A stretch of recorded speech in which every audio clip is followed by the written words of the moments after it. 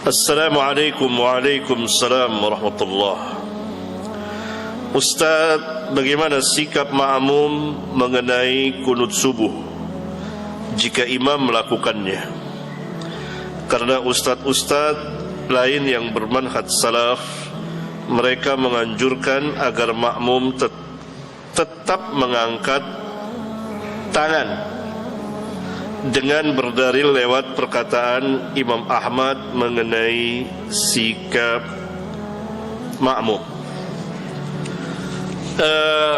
Kunut subuh, tanyakan kepada ustaz itu, kunut subuh bid'ah atau sunnah? Itu pertama. Kalau sunnah menurut mereka ahli kunut. Itu harus tahu dulu. Menurut antum, kunut subuh itu sunnah atau bid'ah? Kalau jawabannya sunnah, halas. Berbeda antara kita dengan mereka. Kita mengatakan kunut subuh itu bid'ah. Jika mereka mengatakan tidak ada ulama yang membid'ahkan, apa jawaban kita? Apa jawabannya? Enggak, apa jawabannya? Jawaban pertama, ketuanya ulama telah membid'ahkannya. Siapa? Sahabat. Ya bunayya, hai anakku, itu muhdats. Hai anakku, itu bid'ah. Kalau Syafi'i, Malik, Ahmad, Abu Hanifah dan lain-lain ulama tidak membid'ahkannya, misalnya, maka ada sahabat yang membid'ahkannya. Cukup bagi kita sahabat. Tentu lebih mulia sahabat dari mulia sahabat, langsung mengatakan bid'ah.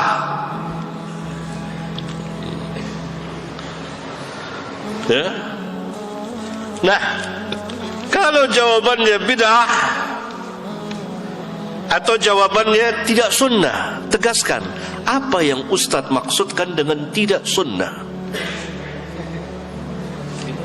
Jawabannya itu datang salaf mari itu Ustadz.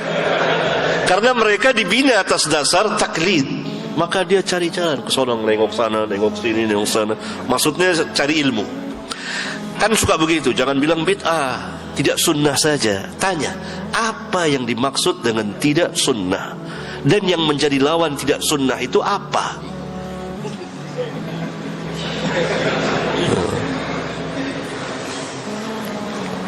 Bolehkah kita katakan usolli itu tidak sunnah? Iya, usolli tidak sunnah. Boleh nggak kita katakan usolli itu bid'ah? Iya, boleh bid'ah. Berarti sama dong. Sahih. Sebetulnya ikhwan, dalam dakwah seorang dai harus berilmu pertama, dan harus yakin dengan ilmunya, dan betul-betul membahas ilmiah, pembahasan ilmiah, dan harus memiliki syaja'ah, keberanian. Yang bid'ah nggak jadi masalah, yang sunnah. Nah, kalau itu bid'ah, tanya, bolehkah kita mengerjakan bid'ah dalam sholat? Diperintahkah kita mengerjakan bid'ah dalam sholat? Boleh nggak? Nggak boleh. Dalilnya? Sallu kama ra'aitumuni usalli. Salatlah sebagaimana kamu melihat aku salat, bukan sebagaimana kamu melihat mereka salat. Tidak, aku salat. Semuanya merujuk kepada Nabi yang mulia sallallahu alaihi wasallam. Mereka berkata lagi, kita diperintah untuk mengikuti imam. Innama ju'ilal imamu liyutamma bihi. Tanya, mutlaqan atau muqayyadan? Mutlakkah atau muqayyad dengan sunnah?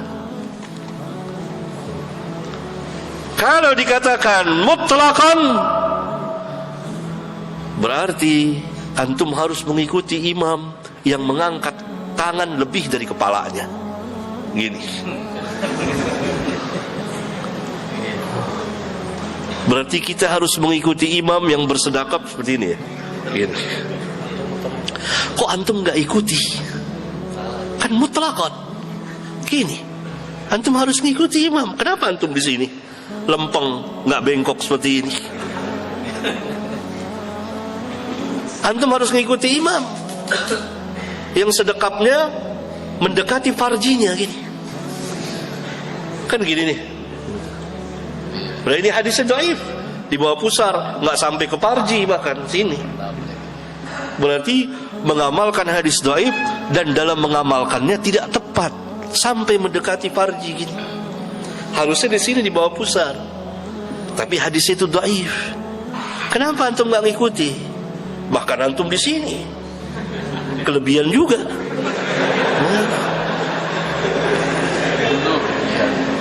Sahih. Saya ajak antum bebas merdeka. Mas ini saya. Antum imma mau ikut ustaz lah, antum merdeka. Saya hanya mau bahas ini. Untuk para pelajar merdeka, bahas sendiri antum. Antum bisa baca kitab. Berarti tidak mutlak. Lalu ditanya lagi, oh kita kan pernah Nabi SAW salat 5 rakaat, sahabat ikut. Nabi lupa, itu bid'ah atau lupa? Bukan bid'ah, lupa, beda. Antum nggak bisa bedain antara lupa dengan bid'ah.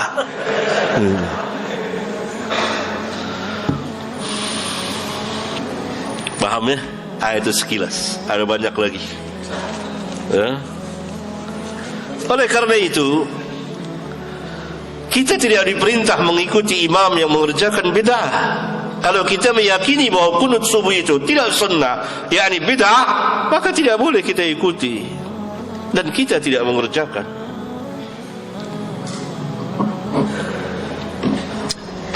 Ustaz, bagaimana dengan dalih bahwasannya untuk menghindari mudarat yang lebih besar? Karena di sebagian daerah atau di kampung-kampung terkadang masyarakat masih banyak yang belum mengetahui tentang sunnah ataupun bid'ah.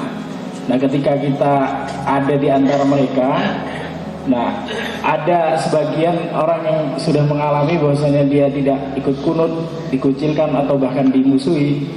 Itu bagaimana, Ustaz?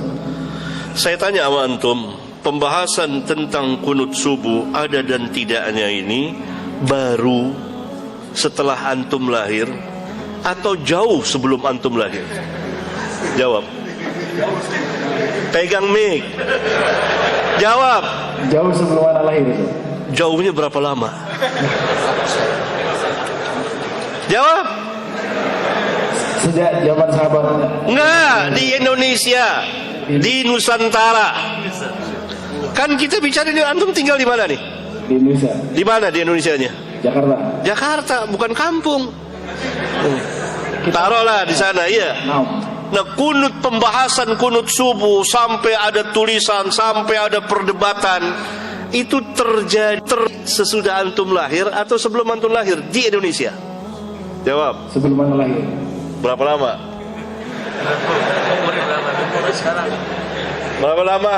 Umur antum berapa sekarang? 23, Ustaz. 23, kemarin sore. Bahkan tuaan pengajian ini dari umur antum. Tahun berapa antum lahir? 93. 93, tuaan setahun pengajian ini. Pengajian ini dimulai tahun 92. Antum belum lahir, tahun depan antum baru lahir, 93. Paham? Saya terangkan. Biasa ya. Jangan kecil hati antum, ini biasa. Ini majelis laki-laki. Bebas antum, bebas. Merdeka. Jangan baper, jangan.